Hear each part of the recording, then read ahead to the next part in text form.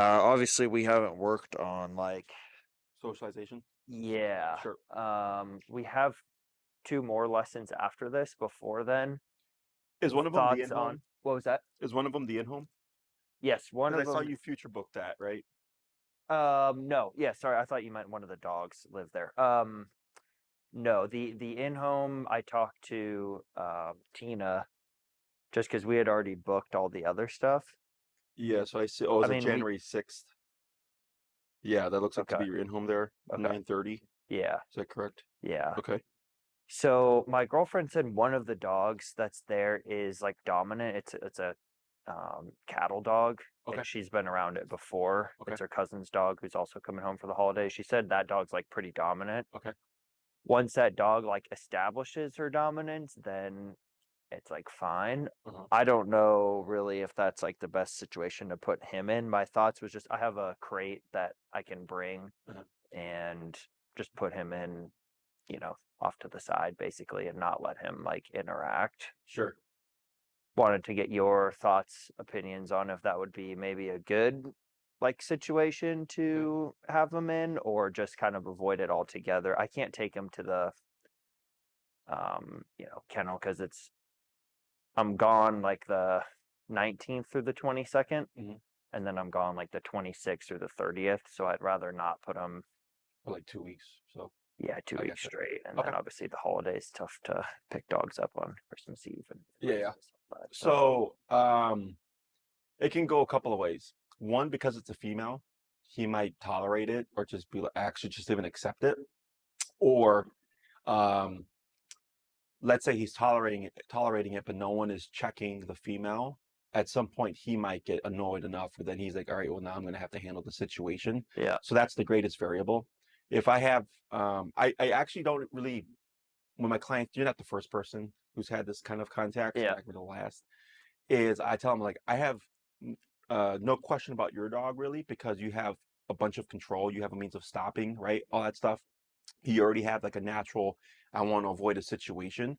Whereas everybody else is, oh yeah, my dog's a little dominant, but everything's fine as long as they establish their harmony. I'm like, yeah, but it's not just about your dog. We also have another dog, yeah, right? So unless the other dog is under control as well, or like on a training call or something, then I go, okay, that's a bit more realistic because that dog can also be corrected efficiently without really having to worry about stuff. Does that yeah, make sense? yeah. So if you decide to kennel him, if is he going to be kenneled in a separate room or is he going to be kenneled within the same space? He can be in a separate room. They have like a little like office space that I think would be appropriate to put Okay. him in there. The only thing is like he doesn't do great in the crate when he can't like see me around. Hmm. Um, obviously he would eventually figure it out, I think. Hmm. It's a pretty like sturdy crate. It's an impact Would he crate. like whine or something or He try to get might. out? He's not super vocal. He would probably just try to get out, which Okay. I haven't used the collar or anything in the crate. Hmm. I've put him in there, closed the door, and like walked outside to my car and stuff. Hmm. And he's been like okay with that, just short At time home. frame. But yeah, I haven't trained him to be crate trained when I'm gone. You have a crate set up in your home?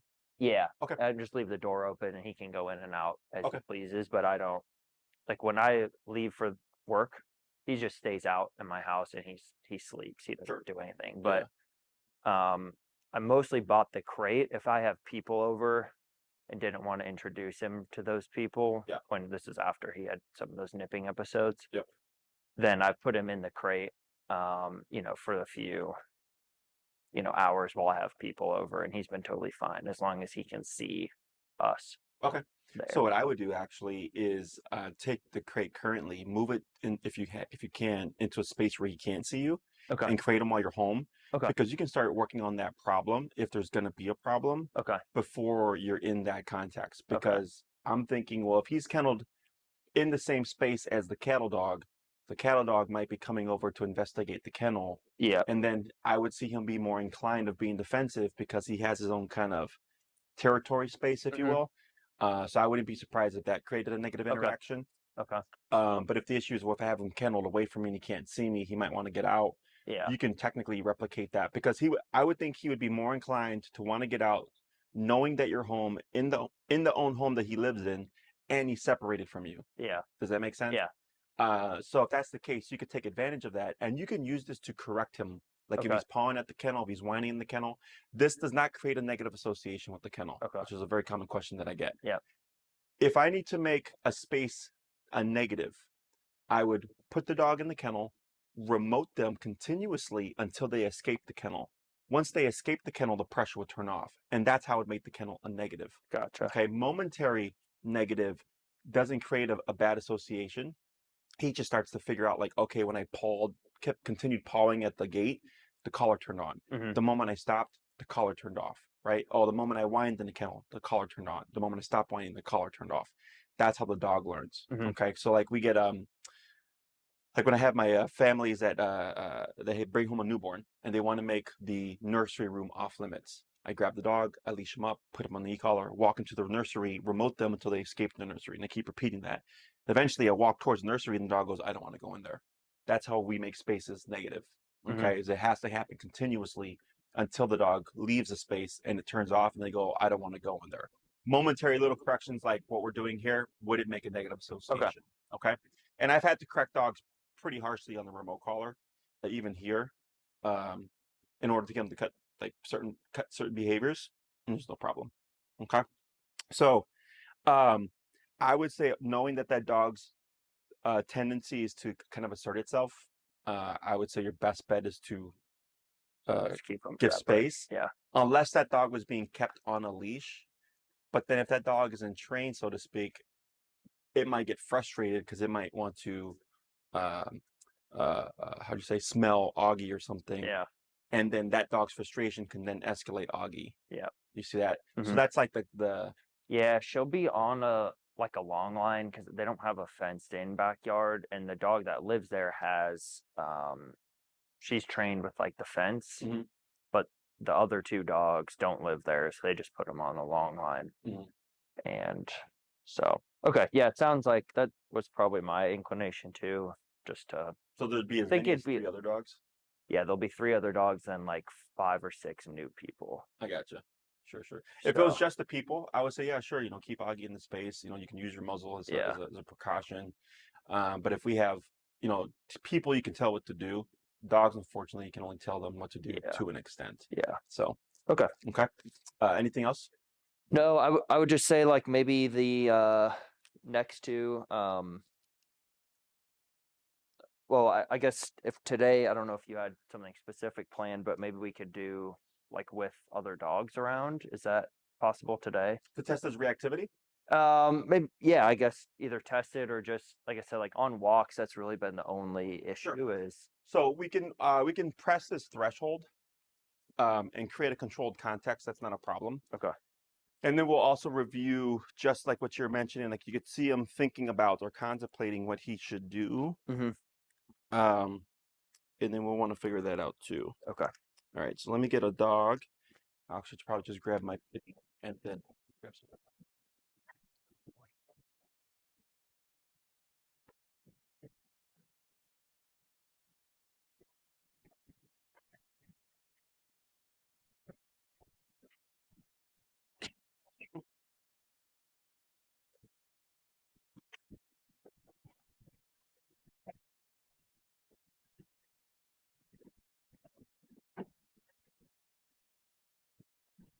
Um,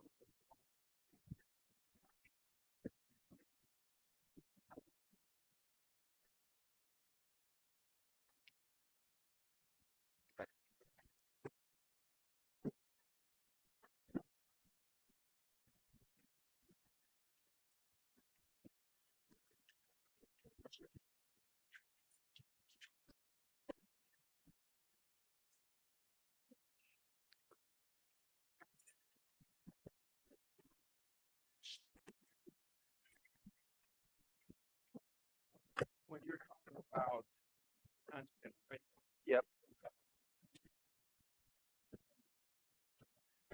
is most people tend to want to give the dog the opportunity to make and then tap it like, yep, and then he using the keep forward. So come back to where you were. Yep. One more little step. Lightly pull forward. Pull, right there. I'm gonna accept that for now. Okay. Now explain more to this, but you can just relax. He's fine. Is if you see the contemplation, make the decision for him. Okay. So if he doesn't make the decision within a quarter to half a second, I do it for him. Okay. Mm-hmm. So I grab Lexi. There's a bit of energy. I got my Chihuahua in there too. They come out, and you can see where he was just. And I didn't even see that as concern or anything, but I can already see kind of what you're probably describing. Mm-hmm. So I go right now, because it shouldn't take that long to already realize, hey, I shouldn't worry about this Okay. situation. Okay.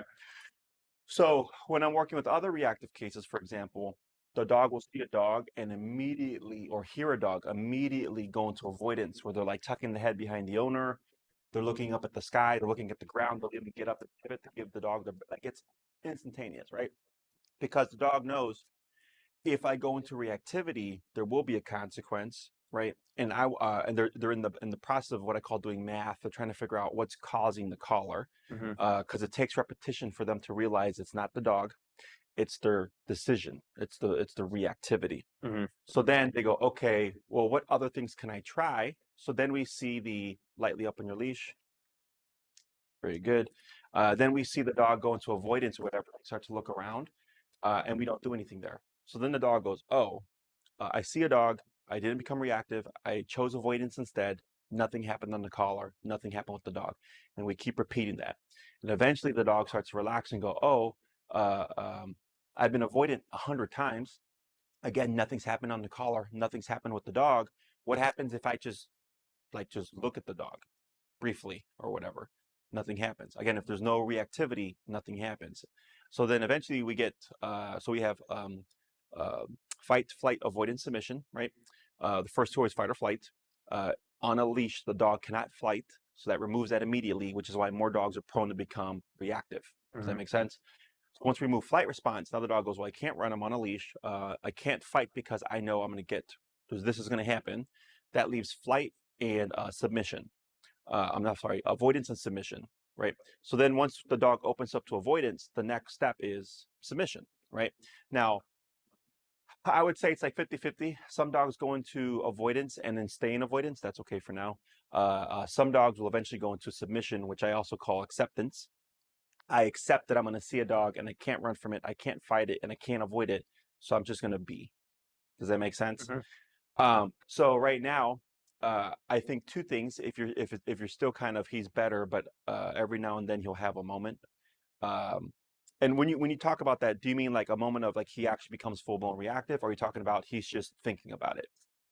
He will whine a little bit. He'll walk kind of like ahead of me and almost like turn his body like towards me. Hmm. If the Uh, dog is on that direction, yeah. okay.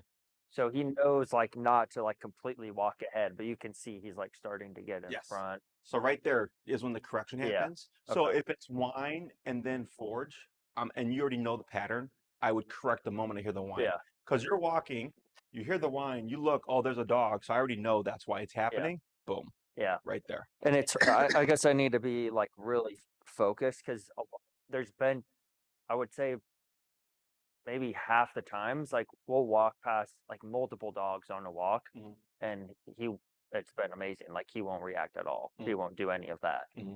But then other times, for whatever reason, like he does. What I would So I suggest, need to be just, yeah, more focused so I can get him on the times that he does. yeah, so you just need more awareness. Hmm. It's very, I get a lot of dogs that are anxious and they whine or like overstimulated and they're all over the place. Hmm. And the human is so over it that they are so used to it that they're desensitized. Yeah. So it's like we're right next to the train, and Yeah. in the beginning, like I heard it all the time, and now I barely hear it. Yeah. You know, so it's similar. So all it is now would be, first, you'll probably only end up catching him when he's already too far gone. You would correct him, and I would say, look at the dog or look with the trigger and note anything that you think sticks out. Okay. If it's a dog that has like big energy, is it a puppy just kind of bouncing around? And I go, okay, puppy bouncing around, right? And I file that in my head. The week goes by, let's say another day, he does the same thing. I correct him, I look, it's another puppy with that kind of energy, right? Now I'm starting to get consistency there. So you've accomplished like, 80% and 90% of progress on the reactivity. What you're struggling with is what I call the residual. It's the leftover stuff. Hmm. And that's actually the hardest to address because they're infrequent. Right now, you're trying to figure out what's causing them, right? And then what I do is if you're like, how many times would you correct Augie on a walk for a heel? I mean, very few. Very Like, few. yeah, his heel Pretty has good. been good. Yeah, Good. I did the like the 5 times turning both Hmm. inside and outside, and then like stopping.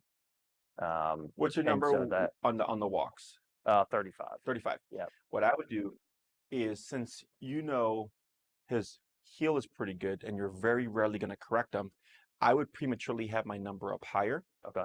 so that when he does um, get out of line, you're not having to waste time bumping the number, Yeah.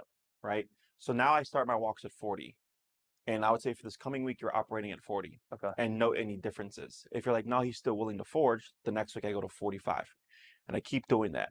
So now if he starts to get out of line and you correct him, there is no gap between dialing from 35 to 45. You're already there Yeah. because he will play that time frame that you're trying to adjust it to bump it higher to do what he wants before he corrects. Yeah. Does that make sense? Hmm. So like I have another client that's doing the exact same thing. The dog's heel is great, but their reactivity number and their healing number is very different. Her reactivity number is like 80, 90. Her obedience number is like 15, 20 because he's a little guy. He's like 15 pounds, Yeah. you know?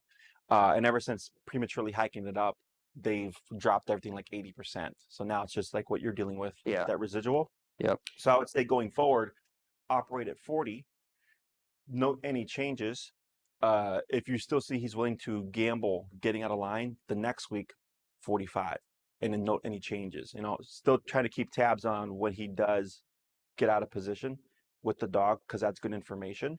Because then if, let's say, you see a dog on the same side of the street as you and it's that puppy energy, I go, well, I already know he has a problem with this across the street. Yeah. So I assume this is going to be a problem as well. Yeah. So then you can prematurely go ahead and start to situate yourself in case he becomes reactive, everything's under control.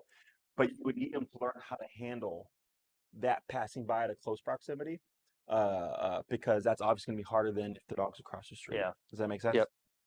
Question on any of that? Hmm. Earlier, so I walk out. This is Lexi.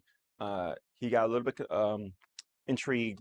I was like, all right, go ahead and correct him. He backed away, which is what I want to see. Hmm. Okay. So if something is making a dog uncomfortable, when I remote them, I want to see them move away from it. Okay. Have you ever gotten in an argument with someone where you get really close, right? And sometimes that argument might escalate and become physical. Or let's say it's someone that you don't want to argue with, you start to move away as they come in because you're trying to ease what we call confrontational pressure. Hmm. Or you're trying to say like I'm not a threat, or you're trying to say like I really don't want to engage with you. That's what this does. So it's the same thing for the dog. So if a dog is coming into his space and he gets uncomfortable, he can either move forward in the conflict or he can move back to try to ease the conflict. Does that make sense? Hmm. So when we brought out Lexi and he looked like this and he was like, I don't know how I feel about this. I said, make the decision for him. You tapped him. He's like, okay. He backed up. So he's moving away from conflict. That's exactly what I want to see from a dog when we correct them for something we don't want them to do. So if he's going to go eat a chicken bone on the ground and I tap him, I don't want the tap to push him eating the chicken bone. I want it to deter him away from eating the chicken bone. Hmm. Does that make sense? So he backed away and then you step back with him. Okay. So now what I would have you do is kind of be an anchor. And then, so he was backing away from the situation. And by you pulling him in, what we were doing is going, hey, so good decision, right? Trying to ease the conflict. But you also have to learn to just deal with it, right? Because this is controlled context. I'm not worried about Lexi. I'm not worried about Augie, right? We're in a closed off room. Hmm. So we can push more here so that outside theoretically, he's like, well, I've already had this happen before. So I can tolerate more. Okay. So I let it be, and then he moved back some more. You pulled up, and then eventually he goes, "Okay, I'm tired of sitting down. I'm going to lay down." The reason why I accepted this, okay, is in my book, behavior is always more important than obedience. Okay, obedience can always be fixed at any point. Okay, if I create a problem with the obedience, I know I can fix it at any point. It's mechanical, right? Just put that butt down and keep it down. Here, why would I accept Augie laying down? Because it's relaxed It's more relaxed. son. Yeah. Yeah. So because he was unrelaxed when Lexi came out, you addressed him. He pulled back. He took him about 2 to 3 minutes, and then he got up. He pulled up. He resat him down. About 2 minutes later, he decided to lay down. And if you look at him, he's starting to do it where he's looking at her. But this whole time, just until now, he was like this. He was giving the avoidance posture. Mm-hmm. Okay. So now looks like he's experimenting a little bit with what can I do. If you look at his eyes, they look kind of soft, maybe a little bit concerned there, right? If you look at the way his legs are crossed, the front half looks a bit comfortable. The back half does not look comfortable. You see that? Mm-hmm. So and then a little bit of the shaking there. So that back half tells me he's ready to pounce, where the front half is telling me he's a bit relaxed. Does that make sense? So his brain is starting to go into, okay, nothing bad is happening right now, even though I'm in an uncomfortable situation. This has to happen. He's not going to go from discomfort to comfort. You're going to see a gradual, how do you say, change in his behavior. And eventually, if we continue with this, maybe 30 minutes in, you might see where he completely to his back hip. He's nice and relaxed, head to the ground, right? Then I'll go, he's fully accepted the situation now. Does Mm-hmm. that make sense? Mm-hmm. So, in order for a dog to learn that everything is okay, um, they have to experience it, but they have to experience it with being in a passive state. Does that make sense? Mm-hmm. So let's say he was like during the consultation where he was very uneasy, right? And he was like that this whole time. He would never learn to accept Lexi because he's stuck in that state. Mm-hmm. Now that we're able to create this more passive, neutral state, even though he's uncomfortable, now he's learning to accept, like, okay, there's another dog. The dog's about 8 to 10 feet of me, looking directly in my direction. Everything is okay. Okay. So now he's just uncomfortable because he's not familiar with this. But the more we push this, that's better. Um, the more and more you'll see him go into relaxed state, and the faster it'll happen. Does that make sense? Mm-hmm. So is So this a good way to like introduce him to individual dogs? in a way, yes. Okay. So going back to that cattle dog, Yeah. if it was like, yeah, that cattle dog's like an old dog, very indifferent, really just minds his business, I would say that's a good dog to use Yeah. because I know that dog will have no interaction with him. If I bring in Lexi right now into his personal space, I anticipate he's not going to be happy with it, right? Because as humans, we go, "Hi, how are you?" This is how we introduce ourselves. For dogs, that's very confrontational. So the first step is always coexistence. Okay, people always want to jump to the end. I Yeah. want my dog to like dogs. I want my Yeah. dog to play with dogs. And I go, maybe. All we want at minimum is coexistence. All I want for Augie is go out into the world and don't whine at dogs. Don't bark at dogs. Just walk. You can look at them, right? But don't stare at them. Don't do anything negative. Mm-hmm. Just coexist in the world, right? That's always the first step. And then from there, let's say that cattle dog was a neutral dog or a trained dog, whatever.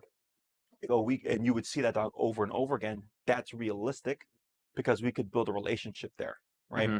Some dogs are capable of right off the bat, they're just friendly, happy-go-lucky, love everyone, everything, right? Some dogs are, I need time to learn to trust another dog. And some dogs are, I just don't have any interest to deal with other dogs. Yeah, the dogs he has met, he's been pretty good about if they like correct him or snap at him, he'll stop like what he's doing. Hmm, So that's been like reassuring, I guess, a little bit. sure, But outside of that, he's only met like a couple dogs. sure. I think like maybe two or three. Like in an uncontrolled context. Um, yeah, like one was at this guy's house. He just has a bunch of land, and I just got him out of the car, kept him on the leash right, initially just to make sure he didn't have any like red flags or anything. And then I took him off the leash pretty quick, and he just took off and ran and played with that dog fine. The other one was I wasn't there, but it was actually next door when I was working with one of their trainers. Sure. Yeah. And he had him play with like three or four other dogs. And that's when, he told me, he's like, I don't really think he's like aggressive towards other dogs. I think he just needs like a proper introduction and Yeah. just to make sure for whatever reason there's not any red flags. But like this dog being more dominant, part of me thinks like he would just accept it because Mhm. he's gotten snapped at in the past and like kind of backed off. The other part of me worries, like you said, is that going to escalate it and make him then react to? Yeah, that's the variable. And I mean, you know him better than I do, right? Um, because you can always start to see how it plays out, and do it in a way that you feel like would work for him. Hmm. Because it sounds like once you put him off the leash, he's good. Yeah, like the times I have, he's been fine, but like the situations, it just seems so random. I guess, like I said, like the times we're walking past big dogs, small dogs, sometimes he's fine. Other times, big dogs, small dogs, he's a little more, on edge, reactive. Yeah. Yeah. So But going back to earlier, I was like, when you see him become on edge, look at the dog, yeah, and just see what you can pull from it, yeah, right? A lot of times it's the energy. It could also just be maybe that dog is a more confident energy, like the way that they walk and hmm, everything. definitely doesn't like smaller dogs. Okay. Good So thing I like didn't grab my chihuahua. bigger dog, yeah, bigger dogs he's kind of okay with. Smaller dogs, I don't know if that's his prey drive because he's big into like squirrels, but Sure, it's possible. yeah, Yeah, when he I've seen sees that. like little animals and the rats, in Sure. Chicago. So yeah, so you know him better than I do. You can bring your crate just in case, and if you want to experiment, you always have your muzzle as well as a failsafe. The muzzle allows you to push for things a lot faster without worrying about what if this goes south to a degree Yeah. because he can't do anything. The only issue is, let's say you try it out, the cattle dog is more pushier than you thought. He gets like, oh, I don't like this. Maybe he tries to correct the cattle dog, uh, but he can't because he's muzzled. And then the cattle dog corrects him back, and then we get an escalation. But now Yeah. he can't defend himself. So it really just depends on how you view Yeah. that situation. Yeah. Um, but those are the intricacies of dog socialization. Is I look at it as, well, I don't want any liability. I don't want anybody to get hurt, Yeah. right? Because I've had it where it does go south, but the muzzles always are saving grace. Um, and typically, what I do is I'll have two remotes on a dog, where I'll have one maxed out on my hip, and then the one that I have in my hand. So in case things go south really fast, I don't waste time trying to increase it. I Hmm. just jump straight to my other remote. Hmm. And I do it for the larger breed dogs. For the smaller dogs, it's whatever. But those are things that I do just because if I'm socializing dogs and it goes south, I'm the one that everybody's going to look at Yeah. in case somebody gets Yeah. bit. So I do all these things just in case because I own a business or whatever. Yeah. But for my clients themselves, when they do it on their own, a lot of times they'll just put the muzzle on, and I'll just tell them, be mindful that if it does escalate, now your dog doesn't have a means of defending itself. Yeah. And some of them are like, yeah, it's fine, whatever. My dog's an asshole, and others are like, yeah, I get it. Like I don't think that's fair. Yeah. So Yeah. I think probably having him do maybe with one of the dogs rather than like three and all the people around, I think might be a little much for him. But sure, yeah. Uh, Again, you know him better than I do, and also push with what you're comfortable with. Um, I've learned to try not to push people too much because if they have a negative experience, sometimes their confidence just tanks, yeah. and then have to build them back up again. It's not so much the dog that's the issue, it's just the human, Hmm. because they've lived with the dog for 3 years and they've experienced it for 3 years and they're doing great progress. And then they have this really bad experience and they're like, oh, now it's hopeless. So that's the complexity of my job is I'm not too much worried about. It's always the human. Hmm. Okay. So let's go ahead and bring Augie here, facing towards us inside of the room. Yep.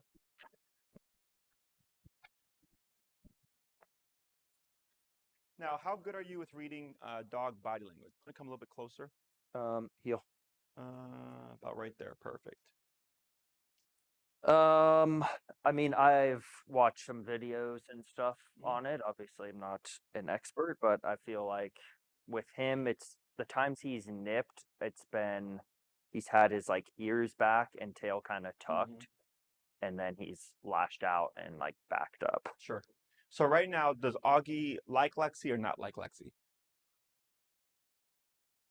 I'm gonna say he uh, likes her because he's not like trying to get at her, Okay. I'm gonna say but he doesn't like her. okay. Okay, and not in a bad way. Yeah. When you came to a stop, what did Augie do? Backed up. He backed up. So that's already him saying, I'm not comfortable going that extra step further towards Jesse because I know he has a dog. Mm-hmm. Okay. And then when we were talking, but he was doing this. You see this, Mm-hmm. right? So this is still avoidance. And then when you tap to correct him, you see how he pivoted to turn towards you? Part of that for me is avoidance. Yeah. Okay. So this is telling me he's not comfortable with her yet. Okay. Which is completely okay. It is okay that Augie's not comfortable. What's not okay is how he handles the discomfort. Make sense? Mm-hmm. So that would be a little thing that you could use where it's like, how does he feel about the situation? So if you're comfortable with something, you would just walk into it. If you're not comfortable with something, you're like, I don't know if I really want to go to that party, right? Mm-hmm. That's how we can tell how you feel about it. So same thing for your dog, but he doesn't have that language. So part of my job is not just the obedience stuff, but also teaching you how to read energy and body language, um, so that when you're in the situation, you can tell like, should I push Augie? Should I not push Augie? And there's a benefit to doing both, even if he's not feeling it. Okay, if you put everything at his comfort, uh, technically, if you allow, like, let's say you have someone come over, you tell him ignore my dog, he'll eventually get warm up to you, right? And let's say they do that, and he does, okay? But he chose to warm up. He can then choose, you know what? I actually don't like you anymore. Does that make sense? Mm-hmm. But when you do it on your terms as well, where it's like, hey, bud, I'm not going to wait for you to get comfortable. We're just going to do this. Now he's like, okay, sometimes I don't have a say in it and I just have to tolerate or deal with it, right? Mm-hmm. So there's benefit to doing both. If you always put it at the dog's comfort or when he decides, he can technically decide to also not like it. But when you put it on your own terms, then he's like, okay, sometimes it's me, sometimes it's dad, right? And that's really the more balanced approach and typically what I recommend. Mm-hmm. So what we're going to do today is show you how to push it in a controlled fashion. This is what I teach all my clients that want to introduce their dogs to another dog. Um, you could technically go the off-leash route because when you take a dog off-leash, what response does he have available to him? Flight. Flight, right? So that's why a lot of times dogs are fine off-leash, but on-leash, they're not fine, Mm-hmm. okay? Um, Here, this is how I push it while we're on the leash. It helps you get a gauge for everything, but it also allows us to show Augie everything's okay, okay? So here, I'm gonna have you look at Augie, and as I bring Lexi in, we're gonna just look for signs of stress, okay?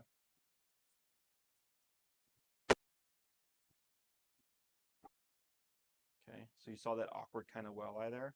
Mm-hmm. So he's like, what's happening? I don't know how I feel about this.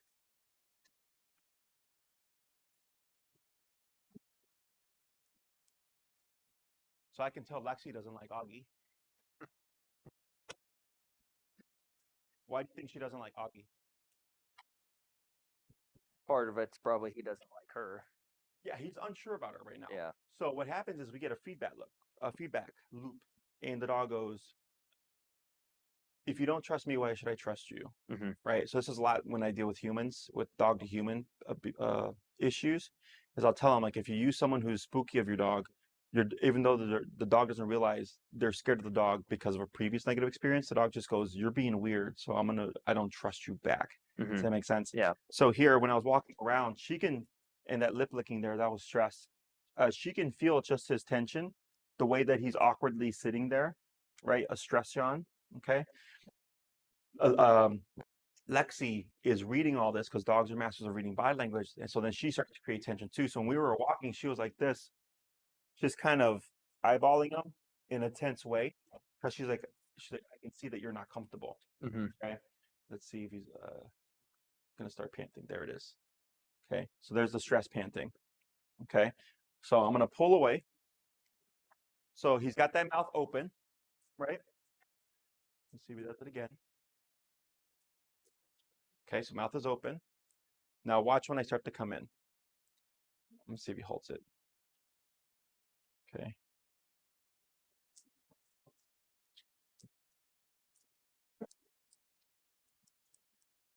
Right there. See that mouth closed? Mm-hmm. Right, the lip lick, the awkward side eye. Okay. Now, in a few minutes, he's probably going to start panting again. Okay, so it's like the easiest thing to read on a dog. Panting is venting stress. So this whole time, Augie has been with his mouth closed. I came in with Lexi, walked around, came over here. He started lip licking and stress yawning. Okay. Those are all signs of what just happened or what is happening is stressing me out. It's not a bad thing. We don't correct lip licking. We don't correct stress yawning.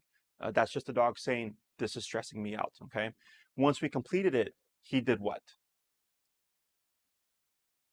Closed his mouth, or After after the first time, once we completed it, he did what? I mean, did he looked at you guys and then as you were passing, whereas before he was kind of avoiding? Right. So I'm walking around. Yep. I come to a stop. He lip licks, he stress yawns, and then what happened next? He's doing it right now. Oh, he pants. Panting. Yeah, sorry. It's okay. So the reason why I do it, I teach in a style of asking questions, Yep. is I feel you retain more. Okay, so don't ever be afraid to be wrong. I'm not going to yell at you. Yeah. But also we tend to just tunnel vision the moment, but actually not retain any information, right? So our dogs give us a ton of information. We're just not reading it because we're so used to words, right? So now I'm teaching you how to start reading these things. So then you go in real time when you're walking with Augie, you can start going, hey, we were standing like this. A dog started getting close. Augie licked his lips and then stress yawn. And Jesse told me that's a stress signal, right? So I know that that dog stressed Augie out, but Augie chose not to do anything. Make sense? Bless you. So we circle around the first time. He was tense, awkward, right? And then once we resolve it and we give space and we're doing nothing, it has to go somewhere, right? So that's where we get the panting. We call this venting stress. He's letting go of everything that just happened. So let's say Augie is stressed. He's panting, okay? When I came in with Lexi, what happened? When you first brought her out? The second time, like right now. So he was panting, right? Yep. And then what happened when me and Lexi walked behind him? What happened to that mouth?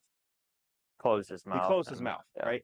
That's what we call loading tension or the dog becoming uncomfortable. He's locking up again and he's going, I don't know how I feel about the situation, okay? So he's showing you, hey, I'm stressed right now. Again, it's okay that he's stressed. What's not okay is how he handles the stress, okay? So that's like one of the easiest things that people can read that lets them know how their dog feels. So let's say it's summer, you're walking with Augie, it's been 30 minutes, he's panting, not because he's stressed, but because it's hot, right? So let's say you see a dog, you step to the side, he's panting just because he's hot, but he closes that mouth and the dog goes by. I would still associate that with loaded tension. He was uncomfortable for whatever reason. Again, it's not good or bad. He's just saying, I was uncomfortable, okay? So I like to see panting because he's letting it go. He goes, yes, I was uncomfortable. I didn't do anything. Lexi didn't do anything. Jess didn't do anything. Dad didn't do anything. Nothing happened to the collar. I can let it go. So ideally, I would want Augie to keep this panting mouth as I walk around him. So that's him staying in a relaxed venting state, even with the stressor in close proximity. Okay. If I'm dealing with a human aggressive dog, when I come in to pet them, they'll lock up. Maybe they attack. We correct it. We keep repeating. And eventually the dog will be panting and I'll come in and I'll pet them and the dog remains panting. The reason why that's important is because now my touch is not associated to tension or to a fight response. It's tied to I was in a passive venting state with the stressor petting me and everything was okay. So now the dog associates me with venting stress, letting it go, relaxation. Does that make sense? So we're probably not going to get to that stage today, but that's what I look for when I'm introducing one dog to another dog. Okay. And in here, go ahead and take or lightly pull Augie in here to your side. There we go. Good. And then up. Good. So I'm going to repeat that again. Okay. So he closed his mouth. Now he's letting it go. Okay.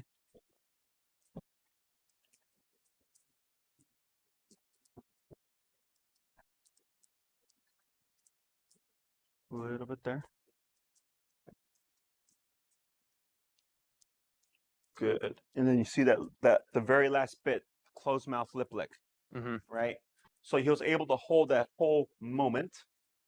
coming around until that point. And at that point, he goes, okay, I got to do something here. Mm-hmm. Let me have you. You're going to just real quickly turn around and come back again. Okay. Heel. Relax.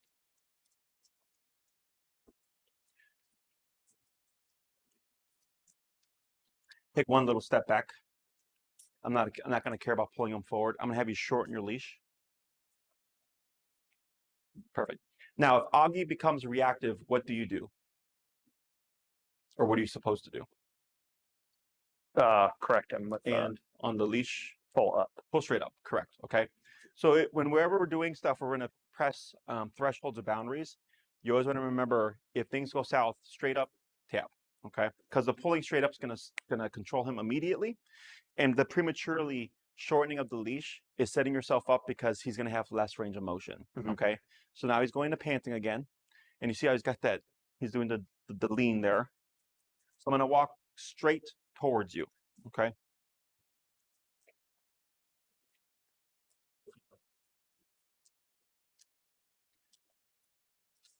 Right there. You see how he's turning his head right there? Mm-hmm. Okay. Good. Good. But now we're holding the panting. Okay. Close mouth again. Good. The pull away there. He's side-eyeing towards Lexi here. See how he kind of, that little step he did there? Close mouth again. Now even Lexi's doing it. You see it? Mm-hmm. And now when he started panting, you notice how she looked this way now? Okay. See that live feedback that we're getting here? But most people wouldn't see that stuff. Mm-hmm. So when he was giving avoidance, she was giving avoidance. When she saw him start panting, she went ahead and looked this way. She goes, okay, now you're relaxed state. See that? So when I'm doing the socialization, I'm not just reading your dog, I'm reading both dogs, Mm-hmm. because she's also giving communication. So initially when we started walking around, she was like not liking Augie's energy. She's like, something's up here, right? So that already gives me feedback. So I go, okay, she can tell that he's still tense. It Mm-hmm. doesn't mean that he's going to be aggressive, but she can see that he's uncomfortable. So then it makes her uncomfortable. Yeah. Make sense? Yeah. Questions on any of that stuff? So just using these two as an example, like they would probably not be like, if I were to go introduce him to a dog like this and he was still giving like these signs after, 30, 45 minutes, I'd say like, all right, like these dogs, aren't going to get along, or Right. So the way we're doing this right now is unnatural to dogs. I'm doing this on purpose to help you start learning to read body language, Okay. right? The way we actually introduce dogs is by walking together. Okay. Okay. So what I would do is and I have a video I can send you if you shoot me an email. Okay. I can send it to Yeah. you. It's dog, person, person, dog. Okay. So there's a big gap, and we go for a walk. So like if we're at Oz Park, for example, I've done this at Oz Park a lot. I'll do one whole lap around the park, dog, person, person, dog. Everything's good. Then I bring a dog on the inside. So now we got person, dog, right? We walk around, everything going good. Excellent. Bring the other dog on the inside, but now give space. So now it's person, dog, space, dog, person. And then we walk another whole lap, and then we slowly start to close that gap between them, trying to avoid any face-to-face interaction. Okay. So what we're doing there is, as humans, when we build friendships and or relationships, it's through activities, right? We can go to dinner, go to the movies, go to the mall, go for a walk at the park, right? Go walking around the neighborhood. Like, we have all these things as humans that we do as pairs. And the more and more you do with someone, the stronger that relationship becomes, right? Dogs are similar. Again, some dogs are okay with the right away, go play, right? But some dogs need to build comfort. They need to build trust first. So by avoiding the direct socialization, we don't put any pressure on the dog, what we call social pressure, right? So it's like someone telling you like, oh, like, go to this party and then you're going to talk to 50 different people you don't know. It's a lot of social pressure. And you're like, I don't want to do that, right? But if it's like one or two people, like, sure, I guess I can handle one or two people. Everybody's different, right? There's some people that just can't handle. Like, should I correct him for this? No. Staring? Oh, is there a dog over there? There's not, but he's staring like there is. You can. Yeah. Yeah. So there's some people that just can't handle, social environments or interactions, right? Because there's social pressure. Yeah. So dogs are the same way. So right now we put a lot of social pressure on them. I was coming straight forward towards him, right? So that's direct confrontational body language, okay? Mm-hmm. And I did it slowly, and then coming up to about 2 feet away, and you can see where he's like, "Whoa," right? And the same thing for her too. She's like, "Well, we're really close to each other, and if I bring it even closer, you know, uh, things could potentially escalate, or they just continue to stay in that kind of awkward avoidance." Okay, Mm-hmm. so that's not how I would actually do it. This is more so for you to start Okay. understanding. Oh, lip licking, stress yawning, venting stress, open mouth to closed mouth, the looking away, like all those things that he's communicating to you. Okay. Okay. Ideally, we would actually go for a walk together, slowly bring them together closer and closer. And Mm-hmm. then if it's going really well, then I go into an environment where I can either take the leash off or leave leashes on and let them coexist. Does Okay. that make sense? Yep. That's actually, in my opinion, the best way to introduce dogs because one, you're burning off energy as you're going on that walk, right? Physically. Two, if it does go south, it doesn't mean it's going to fail. It just means on that particular walk, you may not get a chance to integrate them. We just keep repeating the exercise. Okay. And eventually the dog might go, you know what? I've seen you 20 times. We've gone on 20 walks. Nothing bad has ever happened. The only time I got corrected is when I barked at you. Otherwise, everything's been fine. And then the dog goes, okay, what are you about? And then we might see him sniffing and all that other stuff. Mm-hmm. So it takes longer, obviously. And for some people, they go like, well, that's not realistic. I go, right, but this is not for the random dog on the street. Yeah. This is for like when you go to a family thing, it's like, oh yeah, there's going to be another dog there, or we're going to see this dog repeatedly in the future. This is how we start to build relationships between the dogs so that he learns to trust them. And then ideally from there, they're able to coexist. Okay. Questions on any of that stuff. Mm-hmm. So the next thing would be pressing, how would you phrase it? Social interaction. So I'm going to show you how we go about it, and then we'll see if you can replicate it. So here, I'll have Augie sniff Lexi first because he's the one with the most how do you say, he needs the most help socially. Okay, so it'll make things a little bit easier to have him break the ice instead of her breaking the ice. But there is benefit to the other dog doing it as well. Okay, so just to make things a little bit easier, if I have a dog here that's going to be sniffed, I shorten my leash up here. Okay, and I have the back of the body here against the left leg, and then my hand like this with my foot underneath. Okay, so what this does is when we bring Augie in to sniff Lexi here, if she decides to correct him or something, she's going to go this way. Okay, because my leg is blocking, the back half of her body can't turn. But then I have this short, so right away I can pull up, and it limits there being any kind of conflict there. Okay. Does that make sense? Mm-hmm. So go ahead, you'll circle back, come back around like this, and you're gonna bring Augie in to sniff her, keeping your leash short but not too tight. Okay. If you need to pull Augie away, okay, you're not gonna pull him away like this, pulling back. You're gonna pull him away by going to the side like this. Okay. Okay, and I'll explain that afterwards. So go ahead and pivot it around. Heel.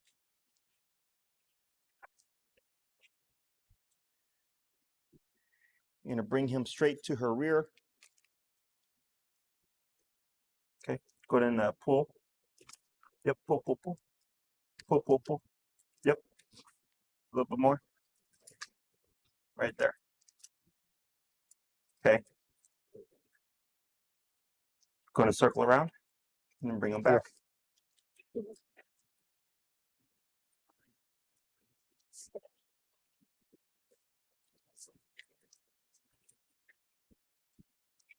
Yep, pull, pull, pull.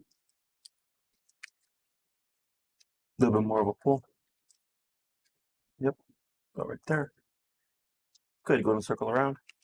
Heel. So what did Augie just tell you? He doesn't like her. He doesn't like her for now. Okay? But we've done nothing to build a relationship here. We're just saying here, socialize. Yeah. Okay. So the first one, you had to pull about 3 times, and then he came in briefly and then walked away. He's like, I got all I need to know. Yeah. Okay. We turn around, reset the brain, bring the dog back. And if you look at his ears here, you see that? How they're like all the way tucked back, right? Mm-hmm. And I don't really, for me, read this as like as fear to me. To me, this is like I did it. Like an awkward I did it. okay? Because you pushed them into that social context. Yeah. And there's no social pressure there because Lexi was turned the other way. But even with having her back to him, you can see where he's just like, I don't know what to do here. I'm feeling kind of awkward. That's normal in the Yeah. beginning, okay? So if we were friends and like we would go on walks together, we would repeat this and repeat this and repeat this. And eventually you would see Augie just walk right up and go, hey, Lexi, and then sniff her. And then we would reciprocate, and we'll do that too, just so you get the how it is if we do it with the other dog. And then from there, they can start becoming friends because we broke the social ice there. Mm-hmm. Does that make sense? Okay. So go ahead and bring Augie to the middle, similar to how I had Lexi. Should I keep this in my pocket just so I'm able to have my hand? You can keep it in the right hand Okay. that's holding the leash. Okay.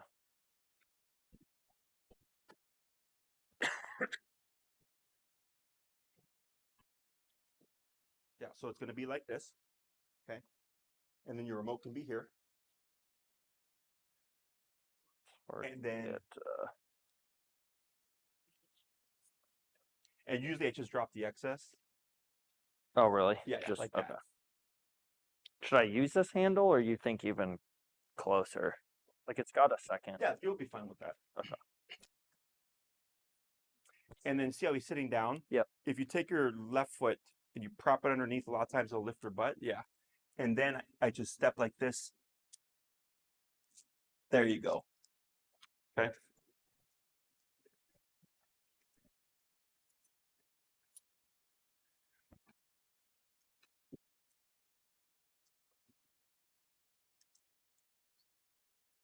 All right, it's okay. Yep. Good. I'm gonna do one more.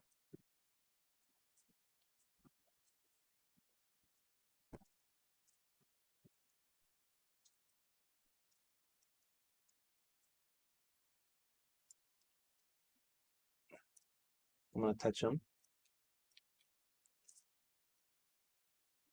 So I can feel his tension here. Yeah. It's very tight. Yeah. Okay. Excellent. So there, he did good. He was uncomfortable, but he didn't escalate. Yeah. Okay. So when we do this, this is how we socialize dogs here in the beginning. So we have a slow introduction process. The first day, the dog meets no dogs. They're just here watching everything. They'll meet my handlers. My handlers will walk them around to get them used to the space. The second day, we do something similar. We're kind of walking around and stuff. Maybe the butt sniff if we feel the dog is ready for it. And by the third day, we integrate. Okay, if we think if they're able to, otherwise we repeat day 2. And then some dogs take a few days of coming to daycare before they'll actually open up. Some dogs, like, we just don't care. Every dog is different. But we're not gonna how do you say, unless the owner goes like, hey, I really want you to try, and like I'm gonna buy some training sessions or whatever, get my dog to be integrated. Yeah. But for the actual, like, for you, if you make a friend and they have a dog, maybe they have a Dobie too who's very friendly, and you're like, yeah, like I would love to have Augie, have another friend. The ideal way is to do the walk, and at the end, I know Lex, at the end, she's 13, so she's like, I'm tired of this. Ending with this. Okay, and then we see how does it play out. So you could see he was just like tight, right? And he looked back, but he's like, okay, what do I do here? He was just awkward. Yeah. Because when's the last time Augie has had that happen to him? Probably never. Never, right? That's why he's awkward. Yeah. Okay. But in order for us to break the awkwardness, we have to do it. But if we do it freely, right? No control over the dogs. If he decides like, hey, I'm really uncomfortable, and reacts, obviously that doesn't work out well. When we do it in this very, I know it's not realistic, controlled manner, if it goes south, we correct, continue, repeat it again. So the dog goes, okay, I tried to correct. I got corrected for doing that. And the dog's back again. But nothing bad is happening, right? So then ideally, 2 days later, you go on another walk, you do it again. Maybe it's a little bit better, but still uncomfortable. No problem. 2 days later, you do it again, another walk, repeat the process. And eventually, now he has a very predictable pattern that helps him kind of understand, oh, this is what we're doing. And eventually, after repeating the socialization exercise, he starts to open up, and then he's not awkward anymore. And you'll feel it, where like he's more relaxed. He doesn't even look back. He's just like panting, letting it go, like, okay, this is fine. I've done this before. And then you'll even see where you bring, or your friend brings the other dog, and he sees the dog, And now he's like this because he's like, hey, every time we go, we meet each other. It's a walk, right? It's fun, it's enjoyable, and now we have where he's starting to trust the other dog and actually looking forward to seeing that dog. Hmm. Okay, so when it comes to pushing the social boundary, this is how you could go about it. Okay, ideally with the walk stuff first. Yep. But let's say you're going to a family get together, there's going to be one dog there, and you would like to do something. This is what you could do. It doesn't mean he's going to just warm up to him right away. It's going to be awkward. Yeah, I might try that on Christmas with the one dog that actually lives there because we actually might see them more often. Maybe send the other two outside and go for a walk Sure, with sure. the one that lives there. Yeah, yeah, 'Cause I might see yeah. her That more. seems to me more realistic, Yeah. right? The key thing is when we do this, relax, is making sure that we understand the importance of this posturing here. Yep. Is we're controlling the body because if this dog feels uncomfortable and they want to go to correct, they're not going to go inwards. Mm. They're going to go outwards. Yep. Okay. So by having this here, I'm not holding, I'm not tight, I'm just here. And this is short and locked. So they're locked in place. So if worse comes to worse, I can just pull up to contain, correct if I can, and then repeat the Yep. process. I know, Yep. Lex. Okay. She's helped me socialize a ton of dogs, and she's quote unquote retired now, but she has to work every now and then. Does that make sense? Yeah. Question on any of that? No. No, And that was again, good. looking at his posture here, Yeah. you see that discomfort? Yeah. Okay. So go ahead and circle around with Augie. I'm gonna put Lexi away.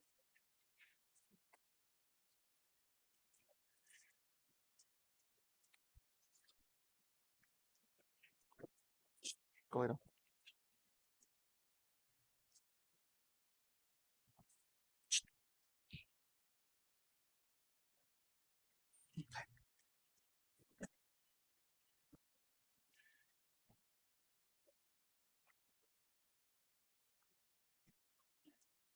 Yep. And same thing, walk towards the center here, kind of facing this way a little bit.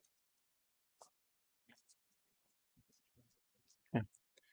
Good. So my Chihuahua here, yep, go and just step back with him. That's fine for now. He's a little guy, but you can see how he's got a bigger energy than Lexi here. Mm-hmm. Okay. I can see a little bit of looking, but now he looked away. A look back, some shaking there. Ears now, remember how they were back before? Yeah. Now they're more forward and alert, right? This is avoidance here. Good, more avoidance, right? But see how quick that decision was.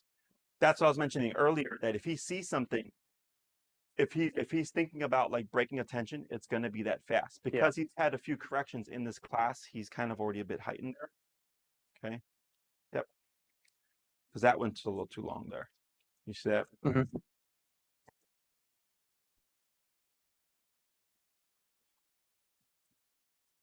Mm-hmm.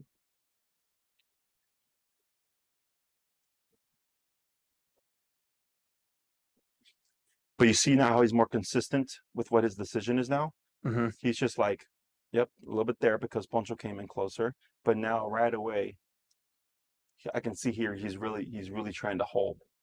Yeah, all this is intentional after that correction. Before the correction, you can see how he was kind of wavering, right? Do I want to stare at him? Do I not want to look at him? All that stuff.